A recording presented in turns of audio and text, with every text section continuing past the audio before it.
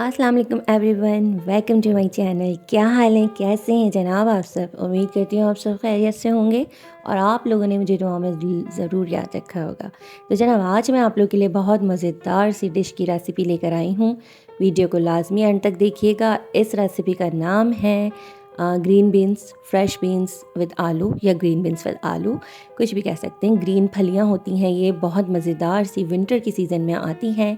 ये भी winter special dish है। इसकी रेसिपी एंड तक देखते हैं और आज मैं आप लोगों से कुछ कुकिंग टिप्स एंड ट्रिक्स भी शेयर करूँगी। तो जनाब रेसिपी शुरू करते हैं। सबसे पहले हम एक पैन में ऑयल ले लेंगे, हाफ़ कप। उसे बहुत अच्छी तरह से पहले गर्म करेंगे। ठंडे ऑयल में कभी भी हम कुकिंग स्टार्ट नहीं करते। नंबर 1 टिप ये है, कुकिंग ऑयल जब हमारा थोड़ा ज़्यादा अच्छी तरह से गर्म हो जाए दैन इसमें हमने 1 टेबल स्पून ज़ीरा ऐड किया और उसके बाद एक मीडियम साइज़ अनियन लेके उसे चॉप करके वो ऐड कर दी।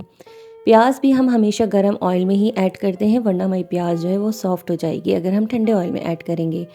प्याज थोड़ी सी गोल्डन ब्राउन हो जाए तो इसमें हम ऐड कर देंगे कुछ लहसुन के जवे, क्योंकि हमारी प्याज जो है वो थोड़ा सा लेट होती है गोल्डन ब्राउन, और लहसुन में ये क्वालिटी होती है कि वो जल्दी ब्राउन हो जाता है। तो लहसुन को हम थोड़ा सा देर में डालेंगे, जस्ट 2 से 3 मिनट बाद जब हमारी गोल्डन ब्राउन हो जाएगी प्याज तो लहसुन ऐड कर देंगे इसमें हम।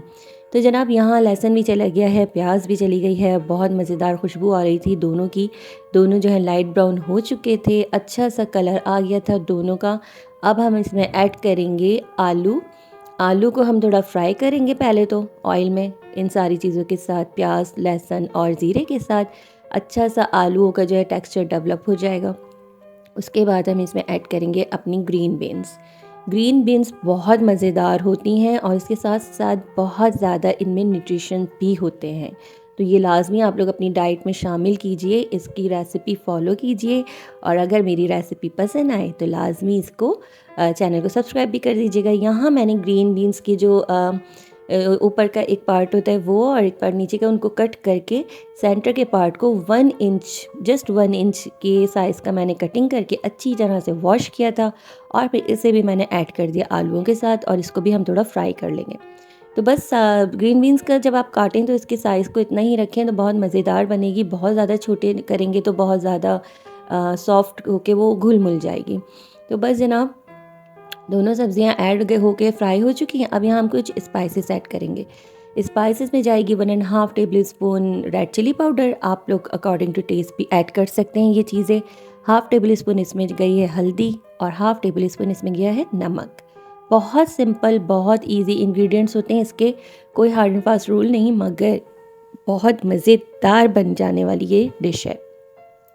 तो जनाब यहाँ जो है एक और राज की बात बताती चलूँ मैं आपको कि यहाँ अभी देखिएगा मेरे डिशेस के जो है ना कलर बहुत मज़ेदार होते हैं। उसकी वजह ये होती है कि जो मैं रेड चिली ऐड करती हूँ ना, वो मैं पाउडर फॉर्म में नहीं लेती शॉप से, मैं रॉ फॉर्म में लेती हूँ और फिर उनको पिसवा लेती हूँ। जब उनका पाउडर मैं मशीन से अपने सामने निकलवाती हूँ तो यकीन करें कि वो तो बहुत मज़ेदार सा कलर देता है मेरे खानों में, क्योंकि वो बिल्कुल ओरिजिनल रेड चिलीज़ होती हैं।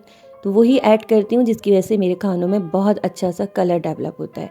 तो अच्छी तरह से मसालों को भूनने के बाद मिर्चों को और हल्दी को सब्ज़ी के साथ अब मैं इसमें ऐड करूँगी 2 टमाटर का पेस्ट। आप लोग चाहें तो चॉप करके भी डाल सकते हैं इस स्टेज पे टमाटर।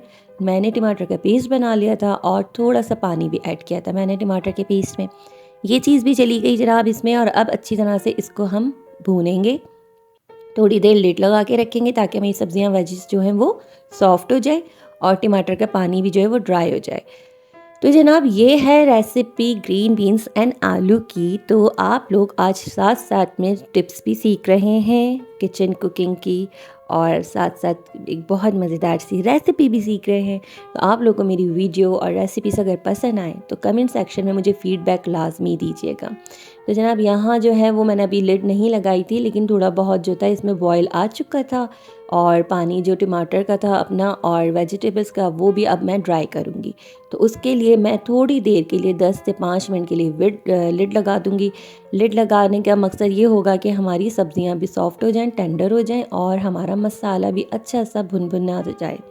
तो भुनाई के स्टेज पर जब मसाला आ जाता है ना, लिड लगाने के बाद ही आता है। उसके बाद अब जब लिड हटाई है तो जो मसाला एंड में रह गया है इसको हम विदाउट लिड ड्राई करेंगे और इसे भूनेंगे। ये भी एक बहुत अच्छी सी टिप होती है कि जब आप लोग सालन बना रहे हो कुछ भी, तो देखें थोड़ी देर के लिए जो है ना लिड लगाना लाजमी है। कुछ भी बना रहे हो, ग्रेवी बना रहे हो, ताकि लिड लगाने से ये होता है कि सारे मिक्सचर जो है वो अपनी ही जो उनका अपना एक टेम्परेचर होता है उसमें कुक हो जाए। तो जनाब यहाँ देखिए कितना मज़ेदार सा कलर आ गया है मेरी डिश का। उसका राज आज मैंने आप लोगों से शेयर कर लिया है कि लाल जो मिर्चें मैं लेती हूँ वो मैं साबुत लेके उन्हें लाजमी पिसवा के फिर यूज़ करती हूँ। पिसी हुई मिर्ची नहीं ख़रीदती ऑलरेडी ना बाज़ार से। तो यहाँ बहुत मज़ेदार सा कलर आ गया है मेरे ग्रीन बीन्स एंड आलू का, और ये बनकर रेडी हो गए हैं। ऑयल सेपरेट हो गया है, मसाला बहुत मज़े का बना था। रेसिपी आप लोग को पसंद आई होगी आई होप, और आप लोग ये लाजमी अपने किचन में ट्राई भी करेंगे।